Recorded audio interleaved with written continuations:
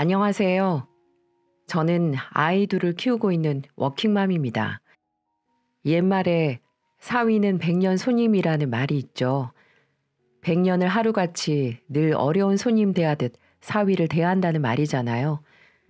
얼마 전까지 저는 아버지와 남편의 갈등 때문에 우울증이 걸릴 정도로 힘든 나날들을 보냈습니다.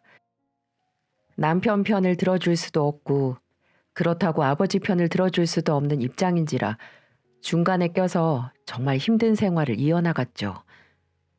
정말 머리가 빠질 정도로 고통스러운 날들이었는데 저는 바로 그 얘기를 해보려고 사연을 보내게 됐습니다. 지금부터 두 남자의 전쟁 같던 지난 날을 꺼내보도록 하겠습니다. 지금의 남편과는 대학교에서 대학 선후배 사이로 만났다 연애를 한 케이스였어요. 남편의 꿈은 경찰 공무원이 되는 게 꿈이었는데 졸업을 하고서도 틈틈이 학원을 다니며 시험을 준비해 합격하기만을 간절히 바래왔습니다. 남편은 집안 사정이 너무 안 좋았기 때문에 대학교 등록금도 학자금 대출, 각종 알바를 뛰어야만 겨우 마련할 정도로 경제적으로 어려웠습니다.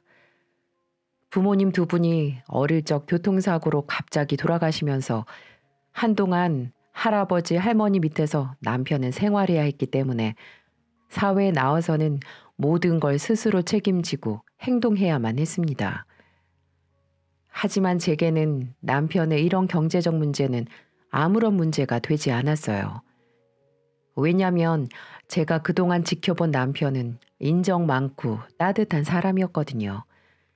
그리고 믿음이라는 게 있었습니다. 하지만 공무원이 되는 길은 쉽지 않더군요.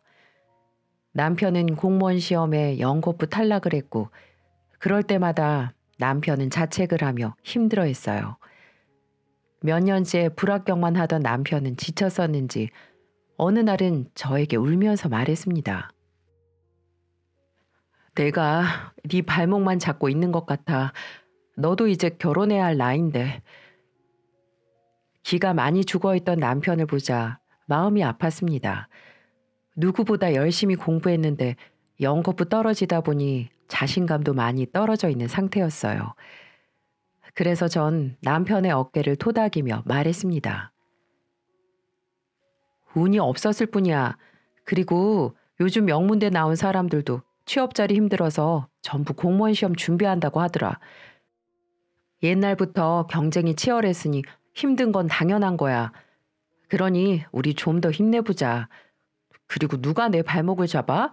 내가 오빠 발목 꽉 붙들고 있는데 나중에 합격해서 바람 피면 내 손에 죽는다? 저는 남편에게 웃으면서 말했고 제 말에 눈물을 닦고 그제서야 활짝 웃어 보이더군요. 전 사람 일 모른다고 이런 날이 지나야 더 좋은 날이 올 거라며 다독였어요. 하지만 남편은 합격할 기미가 보이지 않았고 매번 근소한 점수차로 불합격이라는 결과를 받아야만 했죠. 그래도 지친 내색 한 번 없이 흐트러짐 없이 묵묵히 해야 할 일을 하고 있었습니다. 그런 시간들이 어느덧 5년 차에 접어들게 됐어요. 속절없이 시간만 흐르니 부모님도 하나뿐인 딸 걱정에 잔소리가 늘어만 갔습니다. 특히 어머니와는 달리 아버지는 적대적이기만 했어요. 같이 저녁을 먹던 날이었는데 그날도 아버지의 잔소리는 식탁 위에 함께 올랐죠. 걔는 아직도 시험 공부하고 있어? 그 정도 했으면 적고 다른 거 해야지. 나이는 먹어가는데 언제까지 공부만 해. 사내 놈이 돼가지고 결단력도 없고 애 앞에서 못하는 말이 없어.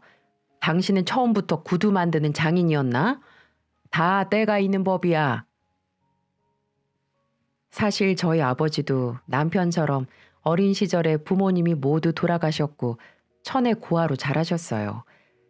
그래서 어려웠던 시절 바닥부터 시작하셨고 힘든 시간 끝에 지금은 구두 수제화 장인이 되셨죠. 그런 아버지의 손은 세월의 흔적을 고스란히 보여주듯 거칠고 투박한 손이었습니다. 어머니도 아버지와 신혼 초 고생했던 기억이 있어서인지 걱정을 하시긴 했지만 그래도 마음만 먹으면 다 사라진다며 응원해 주셨어요. 그와 반대로 아버지는 힘들었던 기억 때문인지 자신과 비슷해 보이는 남편이 싫으셨던 거였죠. 아버지 마음도 이해가 갔지만 그날은 속도 너무 안 좋았고 괜히 예민해져서 아버지에게 한마디를 했습니다. 아버지 타바가 안 됐게 꼭 경찰 사위 데려올게요. 걱정 마세요. 속상한 마음에 괜히 아버지에게 투덜거리다 방으로 들어갔어요. 이상하게 그날따라 소화가 안 되고 몸이 힘들었죠. 혹시나 해서 달력을 보니 생리 주기가 안 맞는 걸 알게 됐고 다음날 혼자 병원을 가봤더니 임신이었어요. 저는 놀라기도 했지만 기쁘기도 했어요. 이 소식을 어떻게 말해야 하나 혼자 며칠을 고민했던 것 같습니다. 그 당시에 저는 내심 결혼을 하고 싶었고 합격하면 결혼하고 싶어 하는 남편의 뜻도 존중해주고 싶었죠. 하지만 제 비밀은 그리 오래가지 못했습니다. 어느 날 남편과 밥을 먹던 저는 입덧을 하는 바람에 들키고 말았죠. 남편의 얼굴은 복잡해 보였지만 금세 저에게 무슨 일이 있어도 지켜주겠다며 말했습니다. 너무 오래 기다리게 해서 미안해. 이렇게 못난 놈이라도 괜찮겠어? 내가 너한테 잘해주겠다는 말밖에 해줄 수 있는 말이 없어. 그 말이면 충분해. 우리 지금 이 마음 변치 말고 꼭 보란 듯이 행복하게 잘 살자.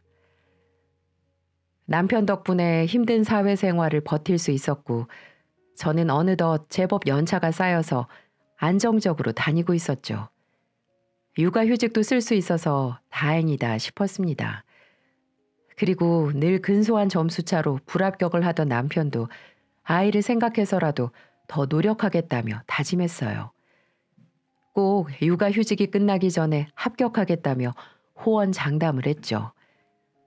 하지만 이런 저희의 다짐과 달리 저희 아버지는 냉담하기만 했습니다. 저희 부모님께 처음으로 결혼 허락을 받으러 갔던 날 아버지의 표정은 싸늘했죠. 남편이 도착했을 때 어머니는 반갑게 맞이해 주셨어요. 어서 와요.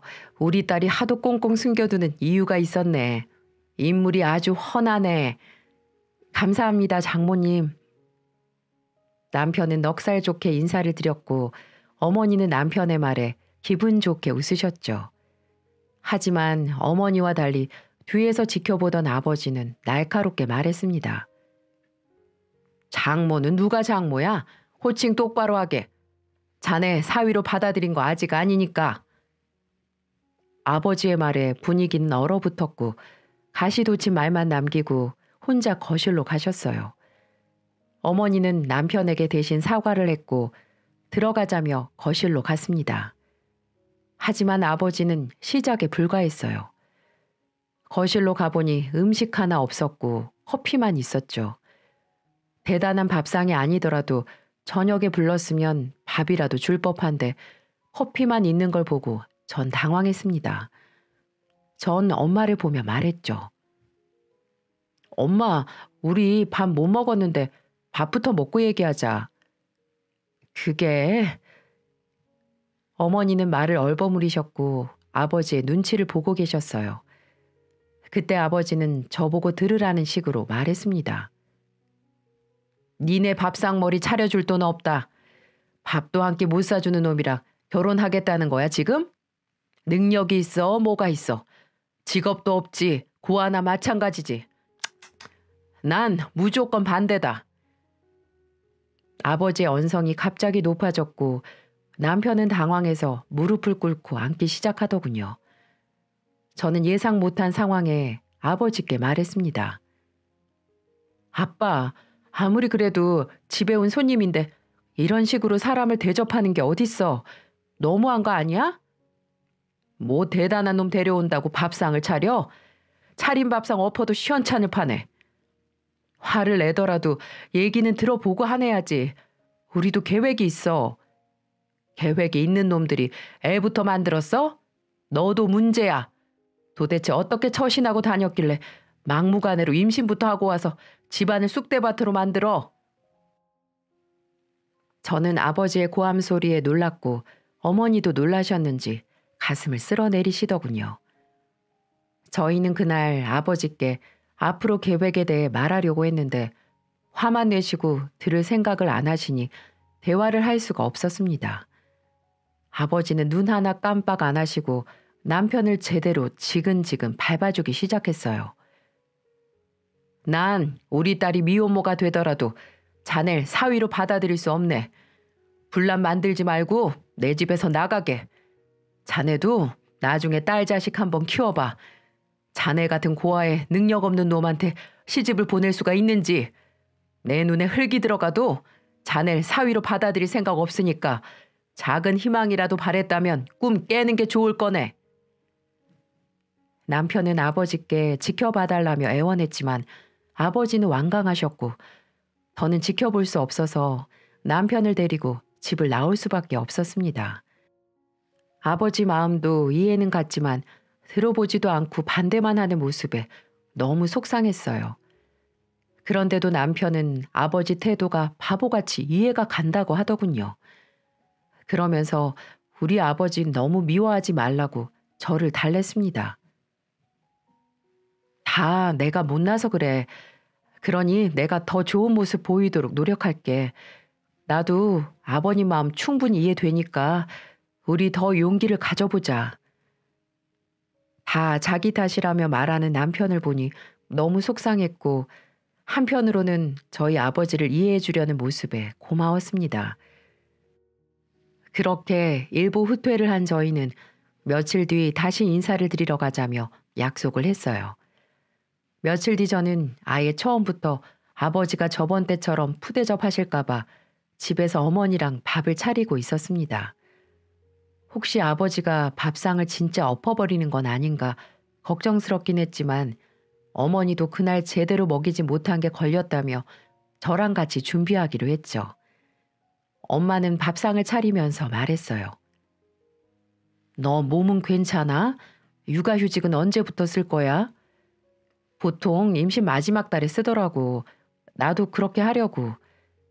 근데 네 남자친구 그냥 취업하라고 하면 안 되는 거야? 회사라도 다니면 아빠도 저렇게까지 반대 안 할 텐데. 엄마 걱정 마요. 그 사람 매번 근소한 점수 차이로 떨어졌어. 딱 2년만 더 해보기로 나랑 약속했어. 그리고 나도 여기서 포기하면 아쉬울 것 같아. 어머니는 제 말을 듣고 수긍하셨고 아무 믿음도 없이 5년이나 만났겠냐며 저를 믿어주셨어요. 어머니랑 둘이 그렇게 이야기를 하는데 남편이 먼저 도착했죠. 생각보다 아버지는 퇴근이 늦어졌고 어머니는 국 다 식겠다며 먼저들 먹자고 했습니다. 어머니는 그동안 궁금했던 걸 물어봤어요. 여동생은 뭐해요? 네, 회사 다니고 있습니다. 아유, 잘 컸네. 이렇게 똑똑한 오빠 밑에서 반듯하게 잘 컸네. 엄마는 우리가 연애가 길어서인지 남편의 집안 사정을 다 알고 있었죠. 나름 화기애애하게 서로 이야기를 하며 있었는데 아버지가 때마침 들어왔습니다. 아버지는 부엌에서 저희끼리 이야기를 하고 있는 모습을 보자 호통을 치셨어요. 밥상 다 안 치워? 내 집에서 뭐 하는 거야? 누가 허락도 없이 집구석으로 끌어들이라고 했어? 제가 오라고 했어요. 언제까지 이렇게 반대만 하실 거예요? 정말 미혼모 만들 작정이에요? 난 그 꼴은 절대 볼 수 없으니까 우선 앉아서 얘기라도 해보십시다.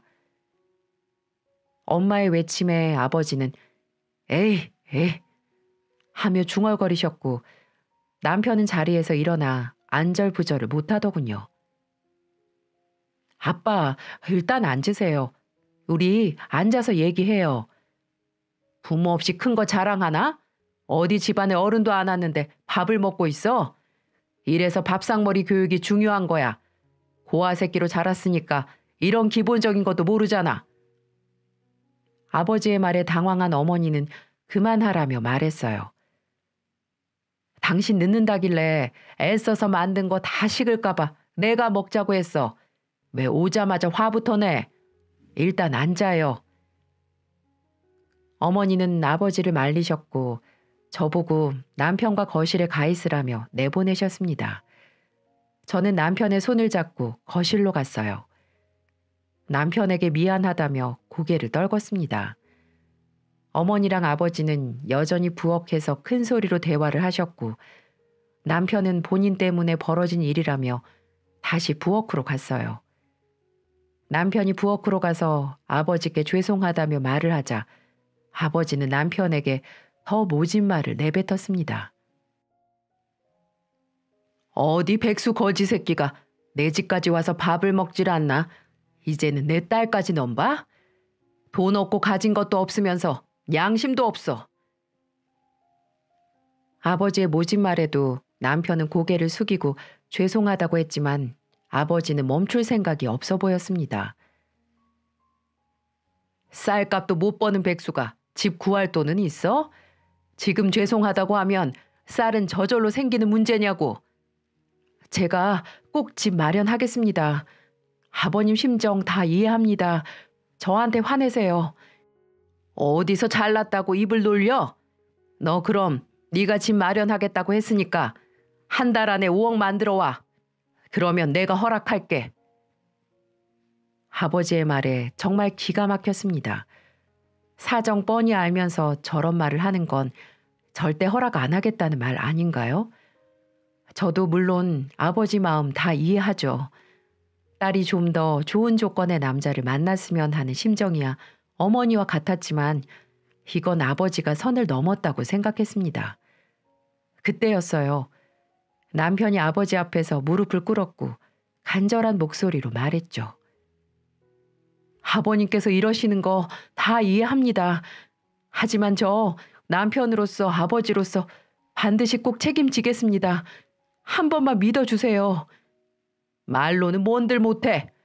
당장 네가 내 딸을 위해서 뭘 할 수 있어? 막노동이라도 할 수 있나? 네, 저 막노동이 아니라 뭐라도 할 수 있습니다. 그래, 그럼 내일부터 당장 나가. 내 친구 중에 인력사무소 하는 놈이 있어. 새벽 5시에 여기 명함에 적힌 주소로 출근해. 아버지는 막노동을 하라며 명함을 하나 남편 앞에 던졌습니다. 남편은 아버지가 던진 명함을 집어들었어요. 그러자 아버지는 뒤이어 말했죠. 거기서 어떻게 일하나 내가 두 눈 뜨고 지켜볼 거야. 하는 거 봐서 허락할 거니까 네가 어디까지 책임질 수 있나 행동으로 보여봐 한번. 남편은 아버지께 알겠다고 했고 저는 기가 막혔어요. 하지만 여기서 제가 나서면 상황만 악화될 것 같아서 말을 아꼈습니다. 너무 속상했는데 한 번도 몸 쓰는 일을 안 해본 남편이 걱정됐죠. 마음 같아선 아버지의 말에 나도 같이 막노동하러 가겠다며 큰 소리를 치고 싶었어요. 아버지의 말에 남편은 열심히 해서 꼭 보여드리겠다며 대답했습니다. 공부하기도 바쁜 사람을 막노동 현장으로 보내는 아버지의 모습이 저를 과연 위하는 게 맞나 의심까지 들었어요. 남편은 일하러 가겠다며 약속을 하고 집을 나서더군요. 전 여전히 화가 난 아버지를 향해 말했습니다. 아빠, 사실은 내 걱정하는 게 아니고 잘난 사위 보고 싶어서 그러는 거지? 안 그러고서야 어떻게 그렇게 모질게 말할 수 있어요? 결국 분에 이기지 못한 저는 아버지의 가슴에 대못을 박았습니다. 지금 생각해보면 아버지의 뜻도 몰랐던 것 같아 참 죄송스러울 뿐이었습니다. 제 말에 어머니는 넌 무슨 말을 그렇게 하냐며 소리치셨지만 아버지는 아무런 말도 안 하셨어요. 가만히 서 계시다가 방으로 조용히 들어가셨죠. 태어나서 처음으로 아버지가 원망스러웠어요. 저는 방으로 들어가서 남편에게 전화를 걸었습니다. 오빠, 내가 사과할게. 미안해. 내일 가지 마. 오빠가 해본 적도 없는 일을 어떻게 해. 아니야. 내가 이렇게 보여드려야 아버님도 조금이나마 안심하시고 생각해 주실 거야. 그런 일도 요령껏 하는 건데 다치면 어떻게 하려고. 내가 안 다치게 잘할게. 너무 걱정하지 마. 홀몸도 아닌데 자꾸 신경 쓸 일만 만드네. 남편은 오히려 저를 걱정했어요. 이 사람의 진심을 아버지가 조금이나마 알아줬으면 좋겠다고 생각했습니다. 저는 그날 뜬 눈으로 밤을 샜고 새벽에 몸조심하라며 문자까지 남겼죠. 할 수 있는 게 이것뿐이라 제가 원망스럽더라고요. 이렇게 된 거 남편이 다치지 않길 바랬고 아버지 마음이 조금이라도 돌아서길 바랬습니다. 하지만 아버지는 제가 생각했던 것처럼 호락호락하지 않았어요.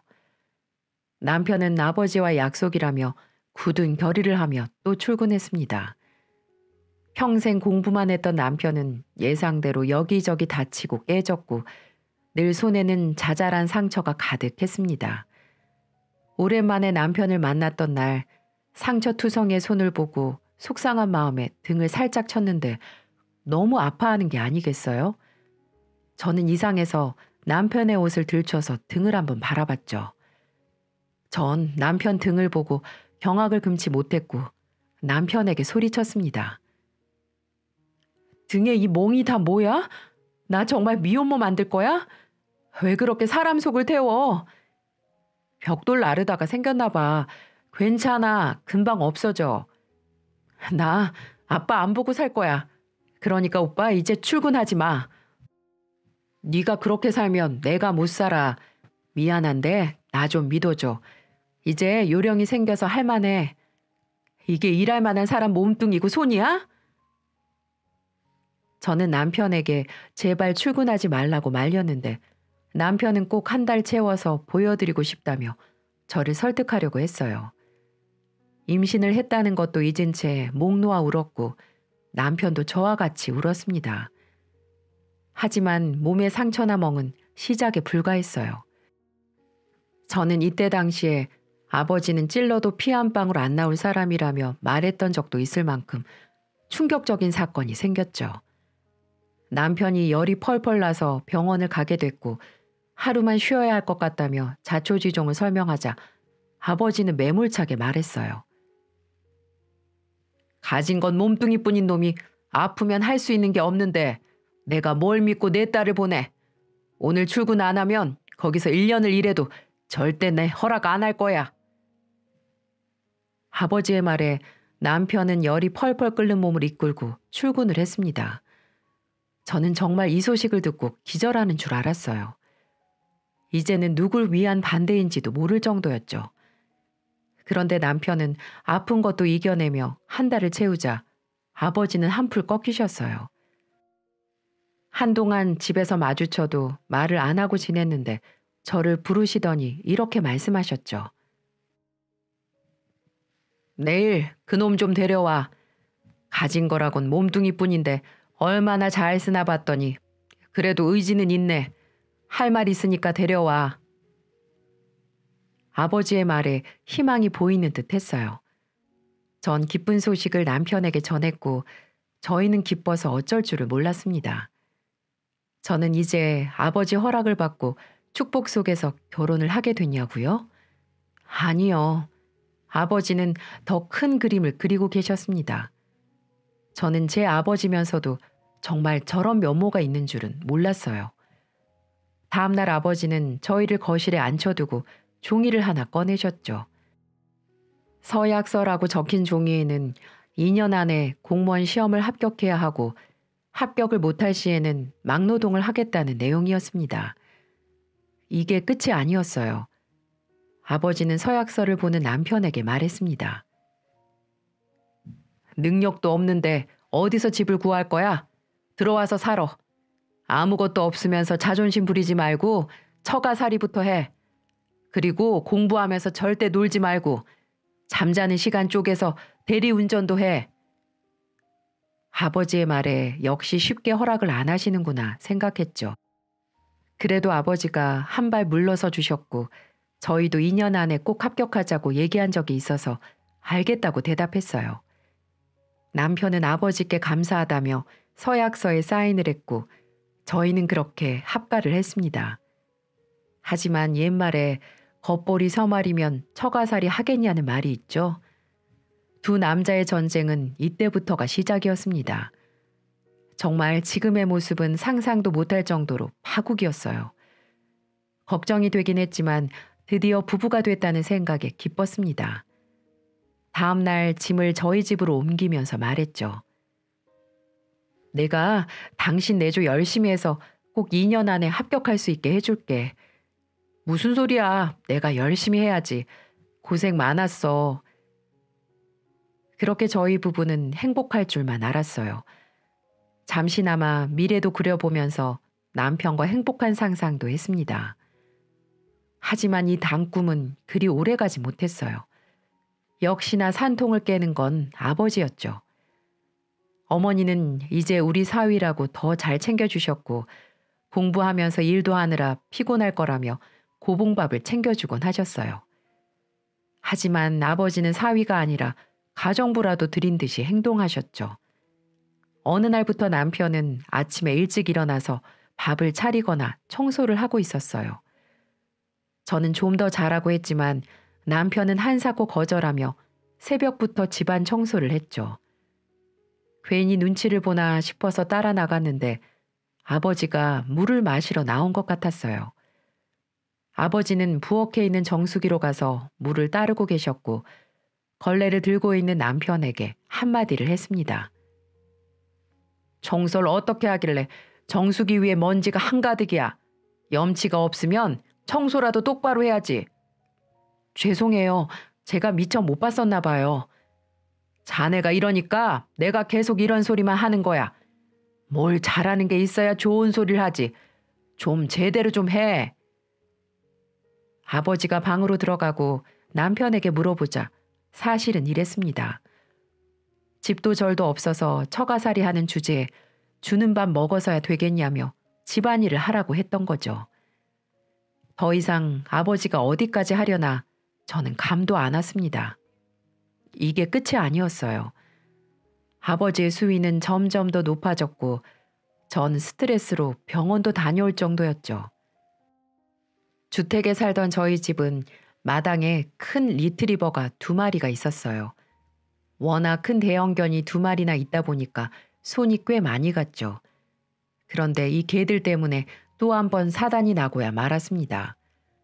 마당에서 한참을 분주히 움직이던 아버지는 제 남편이 대리운전을 마치고 들어오는 모습을 보고는 불러 세우더군요.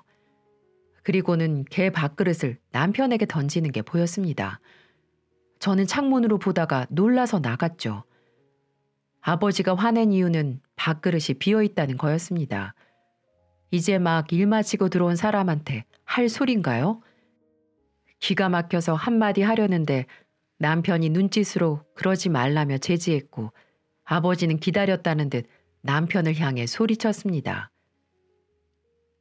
이래서 머리 검은 짐승 거두는 거 아니라더니 얘네 밥은 안 챙기고 너만 처먹고 다녔어?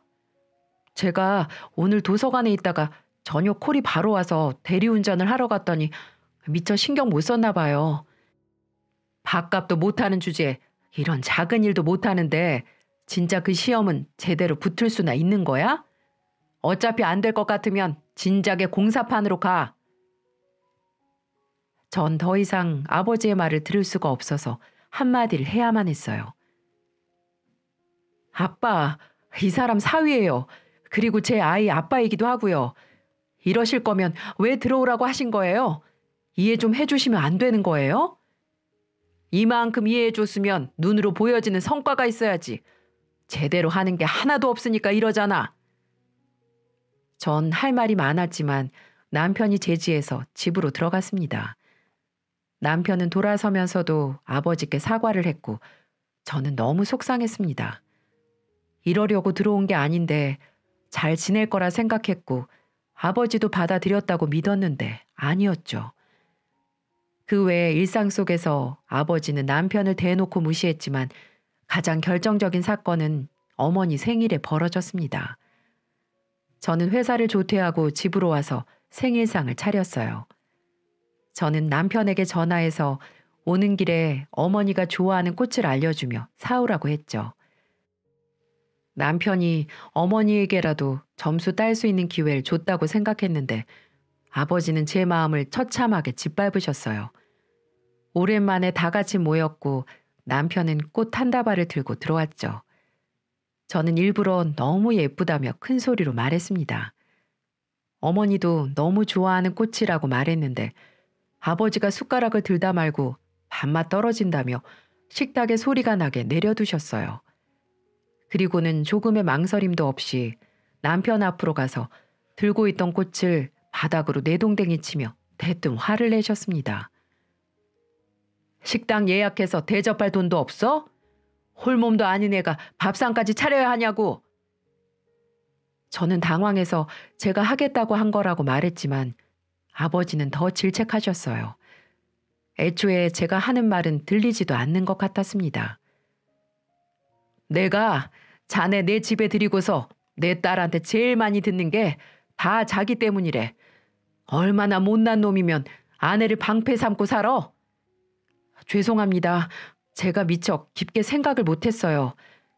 그래서 자네가 안 되는 거야. 능력 없고 돈이 없으면 생각이라도 있어야 하는데 대체 할 줄 아는 게 뭐야? 먹고 쌀 줄만 알았지. 대체 뭐 하는 놈이야? 전 아버지의 말에 그만하시라며 소리쳤어요. 아빠, 그만하세요. 화가 나는 게 있으면 저한테 말하세요. 왜 항상 이렇게 밑도 끝도 없이 화를 내세요? 이거 봐, 이거 봐. 남편 놈이 능력이 없으니까 이러지. 자넨 이래서 안 되는 거야. 제 말은 오히려 역효과를 불렀고 아버지는 화를 내다 방으로 가셨어요. 어쩜 방으로 가면서도 꽃을 짓밟고 가셨습니다. 전 너무 힘이 들어서 의자에 주저앉았고 어머니는 괜찮냐며 물었어요. 결국 전 그날 병원에서 검진을 받았고 남편을 더 초라하게 만드는 것 같아서 미안했습니다. 이 난리 속에서도 저의 출산일은 다가왔고 전 출산을 하고 육아휴직을 쓰게 됐죠. 근데 이쯤 들으시면 이렇게까지 싫어할 거면 왜 허락은 했고 집으로 들이셨나 싶으시죠? 하지만 아버지는 남편에게 냉랭하면서도 시댁일에는 앞장서서 나섰어요. 특히 시부모님들 기일이 되면 아버지가 아끼는 제네시스 차까지 빌려주며 꼭 다녀오라고 보냈죠. 그리고 제사 음식 넉넉하게 챙기라며 카드까지 주셨고요. 이러다 보니 도통 그 속을 알 수가 없었습니다. 더 기가 막혔던 건 하나뿐인 시누이가 결혼한다며 분주할 때였죠. 저를 부르시더니 시누이 결혼식이 언제냐며 물어보시는 거예요. 그래서 전 의심의 눈초리로 말했습니다. 왜요? 거기 가서도 엎어놓으시고 막말하고 오시게요? 너는 애엄마가 말을 해뒀고 하나밖에 없는 사돈 처녀가 시집 가는데 그냥 보낼 거야? 네 얼굴에만 먹칠하는 게 아니고 내 얼굴에도 먹칠하는 거라 챙기는 거다. 그러면서 아버지는 시누이 결혼식에 축의금을 200만 원이나 내셨어요. 이게 끝이 아니었죠. 아무래도 결혼식장 손님이 적을 수밖에 없는 시누이를 위해서 아버지가 인맥을 총동원하신 거예요. 누군지도 모르겠는 아버지 친구들부터 정말 팔촌까지 다 온 것 같았죠. 그래서 왜 이렇게까지 하시냐고 했더니 한다는 말이 이런 걸로 기죽으면 평생 책 잡혀 사는 거야. 하나뿐인 사돈 기죽으면 안 되지. 하나뿐인 사돈 기죽으면 안 된다고 아는 사람을 총동원했다니 어이없지 않나요? 딸은 그럼 어떻게 살아도 상관없어서 그렇게 했나 싶고 도무지 속을 알 수가 없었어요. 남편을 마음에 안 들어하는 것 같았는데 시댁 일에는 가장 먼저 앞장섰으니까 도무지 이해가 안 갔죠. 아버지 덕에 시누이는 무사히 결혼식을 올렸고 경사스러운 일은 이게 끝이 아니었어요.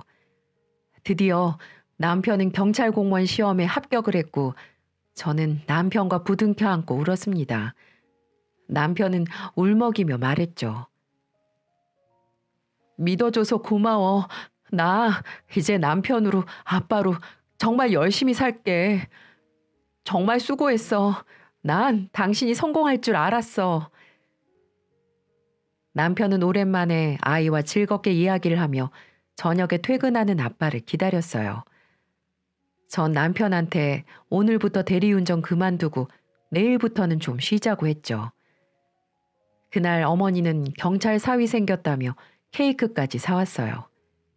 오랜만에 너무 신났죠. 첫째 낳았을 때만큼이나 기뻤고요. 우리 사위 그동안 일하고 공부하느라 힘들었지? 이제는 좋은 일만 생길 거야. 그동안 믿어주셔서 정말 감사드려요. 그렇게 저녁에 아버지가 퇴근하고 들어오셨고 저와 남편은 설레는 마음으로 아버지를 반겼습니다. 남편은 설레는 목소리로 가장 먼저 아버지께 말했어요. 장인어른, 저 드디어 합격했습니다. 이제 정말 경찰입니다. 기대감에 부푼 얼굴로 아버지께 말씀드렸는데 아버지는 표정 하나 안 바뀌셨어요. 그리고는 예전보다 더 냉정한 말을 하셨죠. 그깟 공무원 월급 얼마나 한다고 그걸로 새 식구 어떻게 책임지려고 그것 좀 붙었다고 대리운전도 안 나갔나? 저 장인어른이랑 약속했던 기간 안에 합격했고 그럼 이제 사위로 대해 주실 수 있는 거 아니었나요? 능력이 있어야 사위고 애비지. 자네 그 정도 월급으로 애를 어떻게 대학까지 보내려고 하는 거야? 아버지의 그 말에 전 할 말을 잃었어요. 어머니는 아버지를 향해 왜 그러냐며 말렸어요. 대체 쓴소리는 저렇게 잘하면서 축하한다는 말이 그렇게 어려웠을까요? 저도 이렇게 속상했는데 상처받았을 남편을 생각하니까 속상했어요. 이날 이후로 좋아질 줄 알았던 남편과 아버지의 관계는 완전히 틀어졌습니다. 남편은 아버지가 제일 기뻐해 줄 거라고 믿었는데 그마저도 무시당하니 이제는 개선하려고 노력도 하지 않았어요. 점점 둘 사이는 멀어져 갔고 한 지붕 아래서 같이 사는 5년 동안 남편은 더 멀어져만 갔습니다. 그 사이 저희에겐 둘째가 생겼고 네 식구가 살기에는 집이 좁아서 분가를 했죠. 5년 만에 드디어 분가를 했고 이제 좀 제자리를 찾은 기분이었습니다. 하지만 한 지붕 아래에서도 가까워질 줄 모르던 사이가 분가까지 하니까 이제는 정말 돌이킬 수 없을 정도로 멀어졌죠. 남편은 명절에도 가지 않았고 저희 집 행사에도 가려고 하지 않았어요. 아버지가 했던 게 있으니 강요할 수 없어서 그냥 아이들과 다녀오곤 했죠. 한 번은 설날에도 안 오자 아버지가 또 한 소리를 했어요. 사위라고 하나 있는 놈이 꽁 해가지고 새해도 안 오면 대체 언제 오겠다는 거야?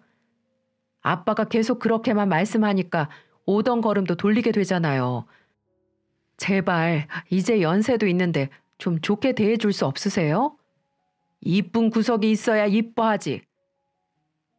저는 아버지의 모습을 보자 정말 죽을 때까지 변하지 않겠구나 싶었죠. 저도 정말 속상했어요. 잘 지낼 수 있는 사이인데 애들 보기도 민망했고요. 하지만 남편에게 강요할 수도 없었습니다.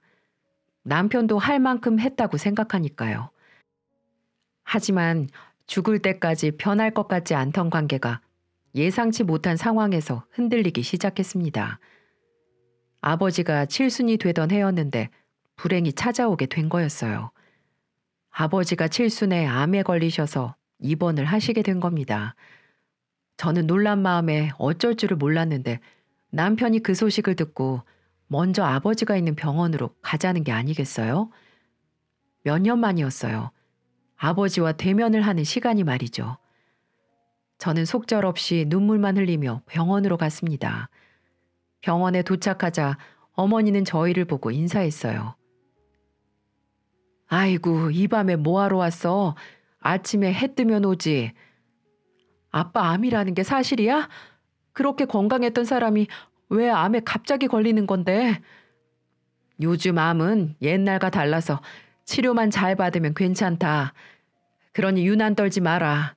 치료하면 괜찮다고 했어. 너무 걱정 말고 둘이 들어가서 아버지 손이라도 잡아드려. 어머니는 오랜만에 인사 온 남편의 어깨를 토닥여주며 장인어른에게 어서 가보라고 했습니다. 저와 남편은 조심스럽게 병실로 들어갔어요.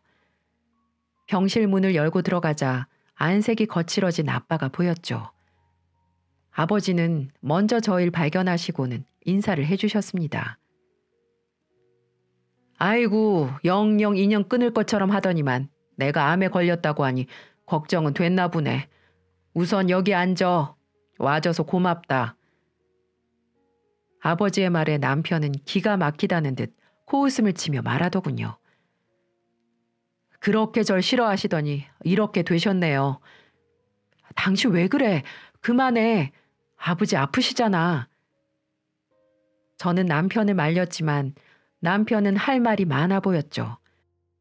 그래도 아픈 아버지한테 그러지 말라고 했지만 남편은 속상한 건지 원망스러운지 모를 말을 했어요. 저 사실 속이 다 시원해요. 저는 그동안 속이 썩어서 문드러지고 있었어요. 이건요, 치료도 못해요. 저한테 어떻게 하셨는지 똑똑히 기억하고 있다고요. 아버지는 남편의 말을 가만히 듣고 계시다 말없이 눈물을 흘리셨습니다. 남편은 멈출 생각이 없는지 계속해서 말을 쏟아냈습니다. 저한테 가진 거라곤 몸뚱이 뿐이라고 하셨죠?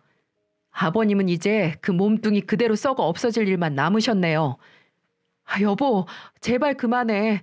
우리 아빠 환자잖아. 당신 마음 내가 다 알아. 나한테. 남편을 말리는 저에게 아버지는 그냥 두라고 하셨습니다.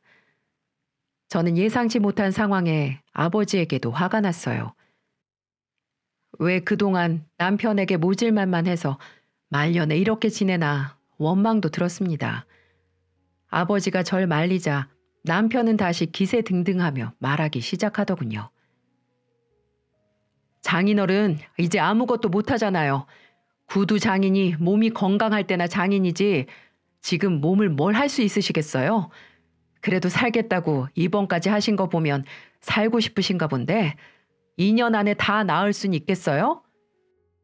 자네 오늘 시원하게 다 풀고 가게. 가슴에 한이라도 맺혔으면 다 풀고 가. 원망해도 좋고 욕을 해도 좋네. 난 자네가 그렇게 해서 기분이 풀리면 그것으로 좋게. 그동안 몇 년 동안 보지 못해서 보고 싶었네. 자네는 아직도 내 마음을 이해하지 못할 걸세.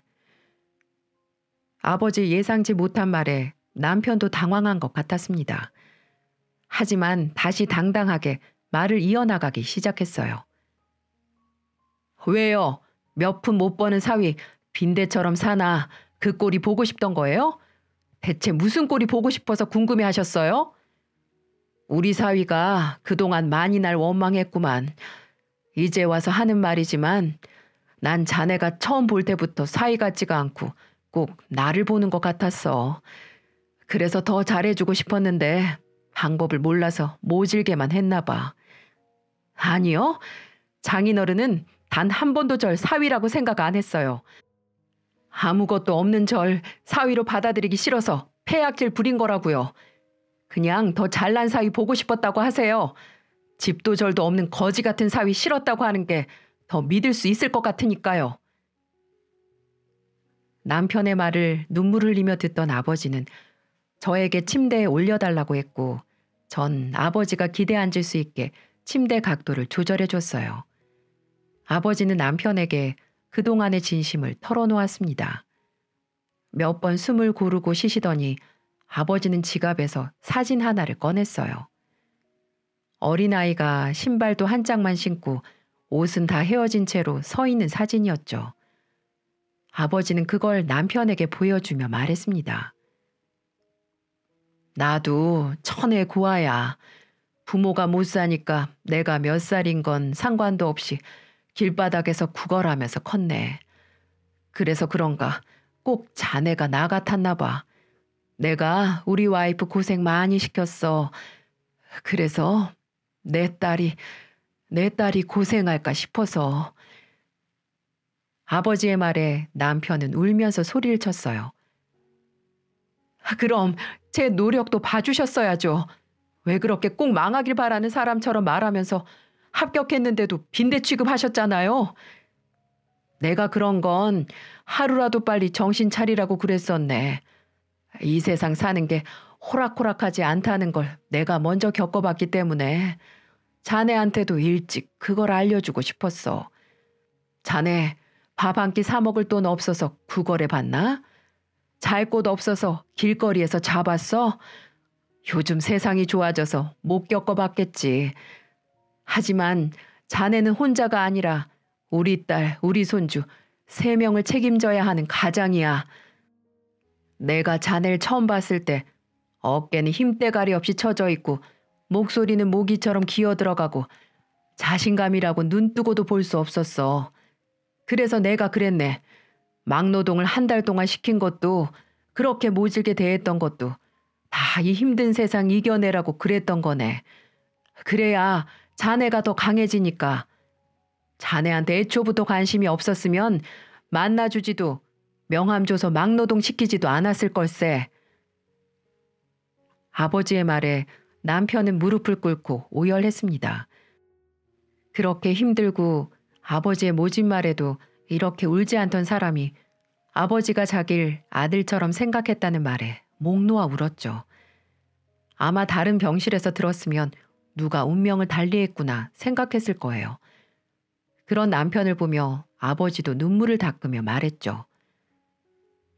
자네 시험 붙었던 날 자네 모르겠지만 나 친구들 다 불러놓고 동네 잔치도 했어.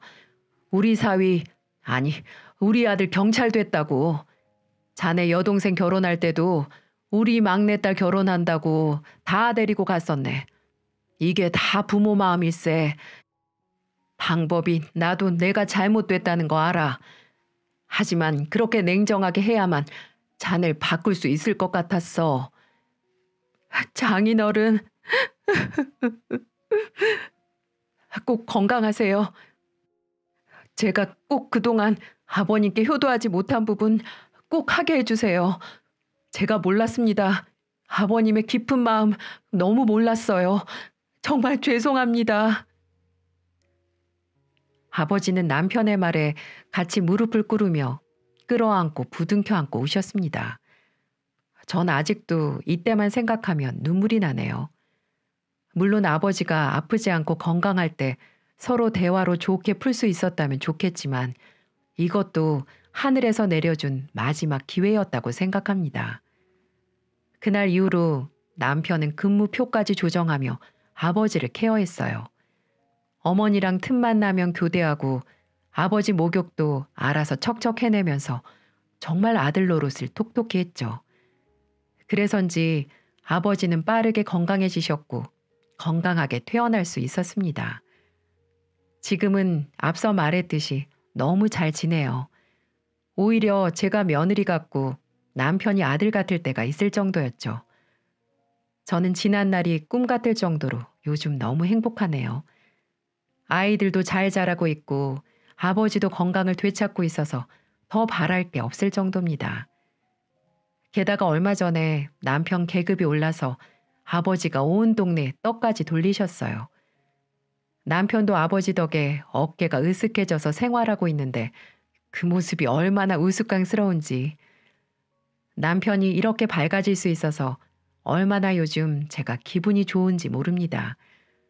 정말 한 마리 새처럼 날아갈 것만 같습니다.